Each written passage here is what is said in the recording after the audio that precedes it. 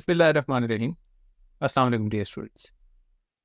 हमारे घरों में ये जो इलेक्ट्रिसिटी हम यूज़ करते हैं, जिससे हम अपने घरों में लाइट्स, फैंस या कोई भी और अप्लायंसेस चलाते हैं, ये इलेक्ट्रिसिटी इसको एसी वोल्टेज बोलते हैं हम। ये एसी वोल्टेज हम तक पहुंचती है एक ट्रांसमिशन सिस्टम के ज़रिए, लेकिन ये पहले जनरेट होती है। अब ये जनरेट कैसे होती है, कौन से डिवाइसेस को जनरेट करती है, किस प्रिंसिपल पर काम करती है?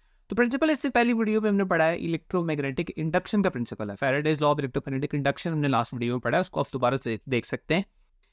यहाँ अब हम देखेंगे कि उस प्रिंसिपल को यूज करके हम इलेक्ट्रिसिटी कैसे जनरेट करते हैं। तो ये उस इलेक्ट्रिसिटी जनरेटर की एक स्कीमेटिक डायग्राम है कि वाटर जो स्टोर्ड है किसी रिजर्वायर के अंदर, जब वो फॉल करता है किसी हाइट से, तो उसकी gravitational potential energy kinetic energy में कन्वर्ट होती है, और वो काइनेटिक एनर्जी उसके बाद मिलती है इस डिवाइस को जो रोटेट कर रही है, और इसके ऊपर एक मैग्नेट है, फिर तो रोटेट कर रहा है साथ मैग्नेट भी।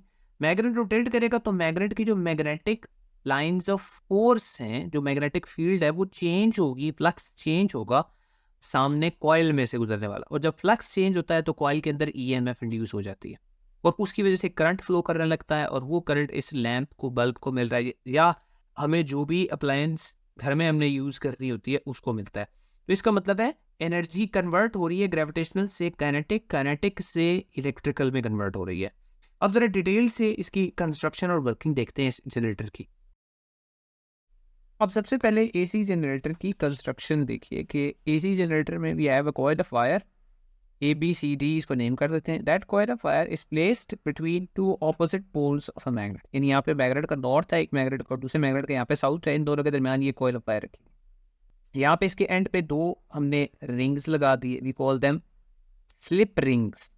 डीसी मोटर में कंस्ट्रक्शन ऐसी ही है, लेकिन वहाँ पे स्प्लिट रिंग्स है। यहाँ पे देखिए स्लिप रिंग्स हैं और दो रिंग्स हैं, तो एक रिंग जो है वो एक अगेन कार्बन ब्रश के साथ कनेक्टेड है, दूसरा रिंग दूसरे कार्बन ब्रश के साथ कनेक्टेड है, और जब ये कॉइल रोटेट करेगी तो रिंग भी इसके साथ रोटेट करेगा। रिंग साथ की मूवमेंट जब होगी तो रिंग करंट कंडक्ट करेगा इस कार्बन ब्रश को, कार्बन ब्रश से वो करंट कंडक्ट होकर इस बल्ब में आ जाएगा।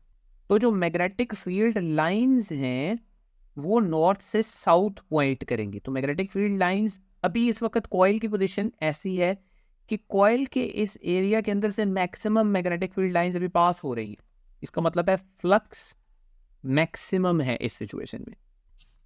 अब कॉइल को मूव करवाना है। डीसी मोटर में हमने बैटरी लगाई थी यहाँ इस बल्ब की जगह पे, तो हमने इलेक्ट्रिकल एनर्जी एज इनपुट दी थी, और कॉइल की मूवमेंट लॉरेंट्ज फोर्स की वजह से हुई थी। तो इसका मतलब है हमारी इलेक्ट्रिकल एनर्जी कन्वर्ट हो गई थी मैकेनिकल एनर्जी में। जब कोई चीज़ रोटेट करे, मूव करे, तो वो एनर्जी इन्वॉल्व उसमें होती है मैकेनिकल। तो हमने इनपुट दी थी इलेक्ट्रिकल एनर्जी और हमें आउटपुट मिली थी मैकेनिकल। एसी जनरेटर में इसका ऑपोजिट होता है। हमने यहाँ कॉइल खुद मूव करवाना है। यहाँ ये जो फैन प्रोपेलर्स लगे हुए, ये विंड एनर्जी मिलेगी, विंड एनर्जी की वजह से कॉइल मूव करेगी, तो कॉइल की मूवमेंट मतलब मैकेनिकल एनर्जी हम इनपुट देंगे, और हमें आउटपुट जो मिलेगी वो हम इस बल्ब को देंगे इलेक्ट्रिकल एनर्जी की फॉर्म में। इसका मतलब हमने इनपुट ली मैकेनिकल और आउटपुट हमें मिली इलेक्ट्रिकल। कॉइल रोटेट करेगी तो ईएमएफ इंड्यूस होगी इस कॉइल के अंदर। अब जब ये रोटेट देखिए कर रही है तो उससे क्या हो रहा है, ईएमएफ इंड्यूस हो रही है और ये बल्ब लाइट अप हो रहा है। और अगर ये तेज़ी से रोटेट करेगी तो हमने law of Faraday's law of electromagnetic induction में देखा था कि फ्लक्स तेज़ी से चेंज होगा, rate of change of flux is proportional to EMF, तो ईएमएफ उतनी ज़्यादा होगी, बल्ब की ब्राइटनेस हमें बता रही है। लेकिन अब हमने इसकी कॉइल की डिफरेंट पोजीशंस के ऊपर देखना है कि ईएमएफ इंड्यूस्ड कितनी हो। अब यहाँ देखिए एसी जनरेटर की अरेंजमेंट को एक डिफरेंट तरीके से दिखाया गया कि यहाँ पर अगेन एक कॉइल ऑफ वायर है that is passing through two opposite poles of two magnets, और दरमियान में कॉइल को अटैच किया गया इन दो रिंग्स के साथ। एक एंड ऑफ द कॉइल एक स्लिप रिंग के साथ है, दूसरा एंड दूसरे रिंग के साथ है। तो जो भी करंट ईएमएफ इंड्यूस होगी उस वजह से जो भी इंड्यूस्ड करंट होगा कॉइल में वो इन रिंग्स में जाएगा और रिंग्स से इस मीटर में जाएगा। ये मीटर हमें वोल्टेज की वैल्यू बता रहा होगा, जो यहाँ पर ईएमएफ इंड्यूस्ड होगी उसकी वैल्यू बता रहा होगा। अब देखिए स्टार्ट में इस वक्त ये कॉइल वर्टिकल है, ये 90 डिग्री पर है to the magnetic field lines. Coil की डायरेक्शन 90 डिग्री है to the magnetic field lines, तो फ्लक्स अभी इस वक्त मैक्सिमम है। लेकिन जब ये कॉइल रोटेट होना शुरू होगी तो फ्लक्स कम होना शुरू हो जाएगा, और जब ये हॉरिजॉन्टल हो जाएगी तो फ्लक्स जीरो हो जाएगा। लेकिन फ्लक्स मैक्सिमम है, चेंज नहीं हो रहा। जब कॉइल रोटेट होगी तो फ्लक्स चेंज होगा। फ्लक्स जब चेंज होता है तभी ईएमएफ इंड्यूस होती है। तो देखिए जब स्टार्ट में आप देखेंगे दो ग्राफ्स इधर ऊपर साथ साथ बन रहे होंगे। पहला ग्राफ ये फ्लक्स का ग्राफ है, फ्लक्स वर्सेस टाइम। तो स्टार्ट में फ्लक्स मैक्सिमम है तो ग्राफ मैक्सिमम से शुरू होगा, लेकिन उस वक्त ईएमएफ इंड्यूस जीरो होगी तो ग्राफ यहाँ जीरो से शुरू होगा। जब ये कॉइल रोटेट होगी फ्लक्स चेंज होगा, फ्लक्स चेंज होकर कम होना शुरू हो जाएगा तो ग्राफ यहाँ से ऊपर से नीचे ड्रॉप डाउन करेगा, और फिर फ्लक्स जीरो हो जाएगा जब ये कॉइल हॉरिजॉन्टल हो जाएगी।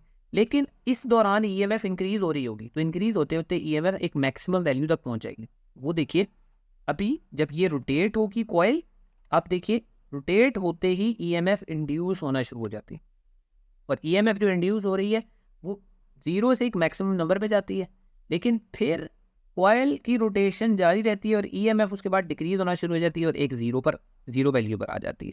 तो इसका मतलब है वो different positions of the movement of the coil the EMF varies with time. EMF very कर रही है जीरो से मैक्सिमम, मैक्सिमम से जीरो, फिर नेगेटिव डायरेक्शन में ईएमएफ चली जाती है एक मैक्सिमम वैल्यू पे, फिर जीरो पर जाएगी एंड सो ऑन। अब इंड्यूस्ड करंट की डायरेक्शन हम फाइंड आउट करेंगे इस राइट हैंड रूल से। तो देखिए अभी इस वक्त ये क्लॉकवाइज रोटेट करेगी कॉइल, तो इसकी जो साइड ए बी है इस पर फोर्स अपवर्ड्स लगनी चाहिए और जो साइड सी डी है इस पर फोर्स डाउनवर्ड्स लगनी चाहिए। तो राइट हैंड रूल के मुताबिक हम थंब को पॉइंट करेंगे फोर्स की डायरेक्शन में और मैग्नेटिक फील्ड की डायरेक्शन में अपनी इंडेक्स फिंगर को, तो हमारी जो मिडिल फिंगर है वो करंट की डायरेक्शन अब बताएगी हमें। तो मिडिल फिंगर करंट की डायरेक्शन बता रही है ए से बी की तरफ, तो करंट ए से बी की तरफ जाएगा। और दूसरी साइड में देखिए, दूसरी साइड में राइट हैंड रूल दोबारा अप्लाई करें, फोर्स डाउनवर्ड्स है, इंडेक्स फिंगर को अगेन नॉर्थ से साउथ रखेंगे तो करंट यहाँ सी से डी की तरफ मूव करेगा। लेकिन इन दोनों फोर्सेस की वजह से ये कॉइल रोटेट करेगी तो अब ए बी साइड देखिए रोटेट करके सी डी वाली साइड पर आ जाएगी। अब ए बी वाली साइड इस तरफ आ गई। अब ए बी वाली साइड पर देखिए राइट हैंड रूल लगाऊं तो फोर्स किस तरफ लग रही है, ए बी वाली साइड पर फोर्स लग रही है डाउनवर्ड्स। जब फोर्स ए बी में डाउनवर्ड्स लग रही है राइट हैंड रूल लगाएं, अब ए बी में करंट ए से बी पे जाने के बजाय बी से ए की तरफ करंट आ रहा है, करंट की डायरेक्शन अब बी से ए की तरफ होगी, यानी करंट एक साइड ऑफ द कॉइल में रिवर्स हो गया तो दूसरी साइड में भी रिवर्स हो जाएगा। वहां भी राइट हैंड रूल लगा के देखें। इसका मतलब है जब ये रोटेट करेगी कॉइल तो करंट की डायरेक्शन वेरी करती जाएगी। अब ये देखिए ये एरोज आपको नजर आ रहे हैं, एरोज डायरेक्शन ऑफ करंट को शो कर रहे हैं, तो एरोज अपनी डायरेक्शन चेंज करते चले जा रहे हैं।